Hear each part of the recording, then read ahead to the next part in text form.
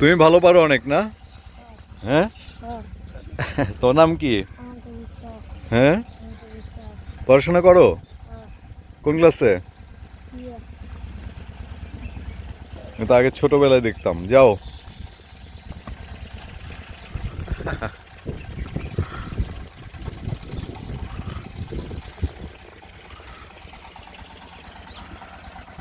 অনেকদিন পরে এই দৃশ্যটি দেখা গেল এবং এটি ছোটবেলায় আমরা যখন ছোট ছিলাম তখনও খেলা বলতে এগুলোই ছিল।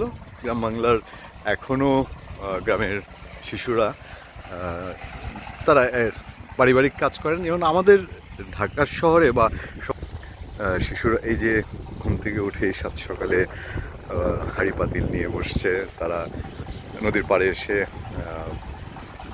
এই হাওরের পানিতে তার ঘরের গৃহস্থালী কাজে মা বাবাকে সহযোগিতা করছে।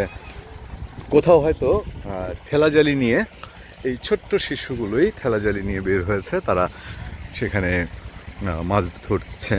মাছ ধরছে। একবেলার তরকারি হয়তো ঘরের তরকারিটা সেই শিশুটি জোগাড় করে নিচ্ছে। আর পরিবারের গৃহিণীরা ভোর থেকেই একেবারে সূর্য উদয়ের আগে থেকেই ঘরের টুকিটাকি দিনের কাজ, যেগুলো যেমন কেউ হয়তো আপনার এই এই জিনিসটা দেখা যায়, কারণ এখানে লাকড়ির অভাব। গাছ আছে, গ্রামে গাছ আছে, কিন্তু সেই গাছ তো আর কেটে ফেলা যায় না। সবগুলো গাছই তাদের প্রয়োজনীয়, কারণ তাদের তরি তরকারি যা খাওয়ার সেটা তাদের এই গাছ এবং সবজি থেকেই তাদেরকে নিতে হয়। এই গোবরের এই লাকড়ি এটি খুবই ঐতিহ্যবাহী। আমরা আপনাদেরকে আরও দেখাবো। প্রতিটা ঘরেই, প্রতিটা বাড়িতেই গরু আছে, 10-12টি, 15টি, 20টি পর্যন্ত, এবং সেই গরুর দুধটা তারা সবসময় দুধ বিক্রি করেন না, সাধারণত দুধ দিয়ে দই করেন, তারপর গরুর ঘি করেন। আর গোবরটাও কেউই ফেলে দেন না। এই সকালবেলায় উঠেই তারা গোবরটা তারা এই গোবরের লাকড়ির জন্যে তারা বিছিয়ে দেন। এবং এই যে প্রতিদিন যেটা বলছিলাম, যে গৃহিণীদের কাজটা হলো এই ভোরবেলায় আগের দিনের কাঁচা গোবরটা এনে জোগাড় করে তারা তাদের এই গোবরের যে লাকড়ি সেটির জন্যে তারা রেখে দেন। এর পাশাপাশি ওই যে বলছি গৃহস্থালী কাজের মধ্যে কাপড় চোপড় ধুয়ে ফেলা। সাত সকালে আমরা যখন কথা বলছি সকাল এখন 8টাও বাজেনি, কিন্তু গ্রামে খুব প্রাণচাঞ্চল্য, এবং পুরুষ মানুষরা এই যে পানি নেমে যেতে শুরু হয়েছে, প্রতিদিনই যতটুকু পরিমাণ পানি নামে সেইখানে তারা ধান লাগানোর কাজ করছেন। পুরুষরা ম্যাক্সিমামই চলে যাচ্ছেন হয় মাছ ধরতে, না হয় ধান লাগাতে, তারপর যদি অন্য কোনো কাজ থাকে। আমি বলেছি এর আগে একটি কন্টেন্টে যে এই পুরো গ্রামটিতে কোনো বাজার নেই, দুটি মাত্র দোকান গ্রামের, এক মাথা থেকে আরেক মাথায়, পূর্ব মাথায় একটি দোকান, পশ্চিম মাথায় একটি দোকান। নারীরা তাদের সকালবেলায় সাত সকালে তাদের কাপড় চোপড় ধুয়ে দিয়ে সেগুলো নেড়ে দিচ্ছেন। আর দূরে একটি জলমহল, আপনারা হয়তো একটি জলমহল আছে বেশ অনেকটাই দূরে। সেই জলমহলটিতে ওখানে 1 থেকে 1.5 কোটি 2 কোটি টাকার মাছ বিক্রি হয় প্রতি বছরে। এখনও মাছ ধরা শুরু হয়নি, ফলে মানুষকে মাছের জন্য একটা এই সময়টায়, এই পানি নামার সময়টায় মতন পরিস্থিতিতে থাকতে হয়।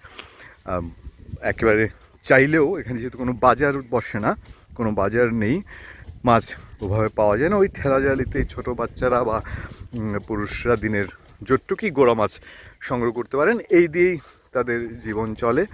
এবং আপনারা আরও দেখতে পাচ্ছেন এই পাশটায় যে এখানে সবজি প্রতিটা ঘরেই, আমরা আরেকটি কন্টেন্টে আপনাদেরকে দেখাবো যে প্রতিটি ঘরেই কী পরিমাণ সবজির, সামান্য ছোট্ট জায়গায়, একদমই ছোট্ট জায়গায় কিভাবে তাদের পুরো বছরের সবজির ব্যবস্থা তারা করছে। আমরা একটি বাড়িকে আদর্শ বাড়ি হিসেবে দেখে নিয়ে আপনাদের সামনে তুলে ধরার চেষ্টা করব। সবচেয়ে ইন্টারেস্টিংলি আমি যতটুকু দেখেছি 2 দিন থেকে, এই নেত্রকোনা জেলার মোহনগঞ্জ উপজেলার এই গ্রামটি মল্লিকপুর গ্রাম, সেই গ্রামে কোনো অলস লোক আমি দেখিনি যে কেউ বসে আছে। বৃদ্ধ মানুষটিও পর্যন্ত তারাও কাজ করছেন, কোনো না কোনো কাজ তারা করছেন। যিনি একেবারেই কিছু করতে পারেন না, তিনি হয়তো তার যে সবজিগুলো লাগানো হয়েছে সেগুলোর যত্ন করছেন।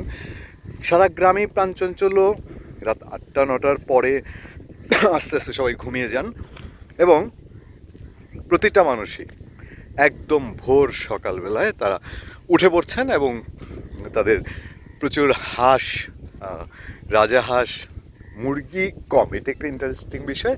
এখানে এই গ্রামে, এই যে মল্লিকপুর গ্রামে, এখানে মুরগি পালার রীতিটা নেই। কারণ হচ্ছে সবাই যেহেতু প্রচুর সবজি করেন, মুরগি হচ্ছে মোরগ মুরগি, তারা সবজি নষ্ট করে, ফলে এই গ্রামে কোনো মুরগি পাওয়া যায় না। এই গ্রামে ডিম পাওয়া খুব দুষ্কর। গ্রামে ডিম পাওয়া যায় না, যেহেতু মুরগি নাই সেজন্যে ডিম নাই। কিছু কিছু ক্ষেত্রে হাঁসের ডিম পাওয়া যায়। আমি আবারও ফিরে যাই যে সবজি করার প্রতি এলাকার মানুষের যে একটা আগ্রহ, এবং ম্যাক্সিমাম ক্ষেত্রে এটি বাণিজ্যিক নয়, ম্যাক্সিমাম ক্ষেত্রেই তারা হচ্ছেন এটি অনেকটাই তারা নিজেদের চাহিদা, দৈনন্দিন চাহিদা মেটানোর জন্যে বা পুরো বছরের চাহিদা মেটানোর জন্যে তারা সবজি। আপনারা দেখতে পাচ্ছেন যে এখানেও এটি মূলত ধানের জন্য নয়, এটি সবজির জন্য একটি বাগিচা তৈরি করা হচ্ছে। এবং ধানের জন্য মূলত আমি যা বলেছি যে কৃষকরা যে সামনে কাজ করছেন তারা সেখানে, এবং এই যে যতদূর বিস্তৃত পানি দেখছেন, এই পানি কিন্তু আগামী কয়েক মাস, 15-20 দিন পর আর থাকবে না। পুরো জায়গাটি সবুজ ধান খেতে ভরে উঠবে এবং পাখির কলরব। আমি আগের কন্টেন্ট আপনাদের দেখিয়েছি, প্রচুর প্রচুর পাখি, প্রচুর, এটা বলার মতো না।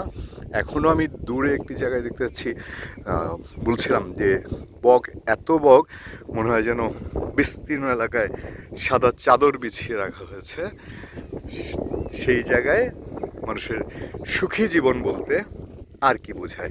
অনেক পুরনো ঐতিহ্যবাহী এই গ্রাম, এবং এই গ্রামের মানুষকে আমরা হুমায়ুন আহমেদের সুখী নীলগঞ্জ দেখেছিলাম, এটা সুখী মল্লিকপুর বললেও কম বলা হবে না। ধন্যবাদ সবাইকে, ভালো থাকবেন। আবার দেখা হবে, আবার কথা হবে নতুন কোনো কন্টেন্ট নিয়ে। আমাদের এই চ্যানেলে, ফেসবুক এবং ইউটিউবে সবাইকে সাবস্ক্রাইব করার জন্য অনুরোধ করছি, লাইক কমেন্ট করার জন্য অনুরোধ করছি। আবারও দেখা হবে ভিন্ন একটি কন্টেন্ট।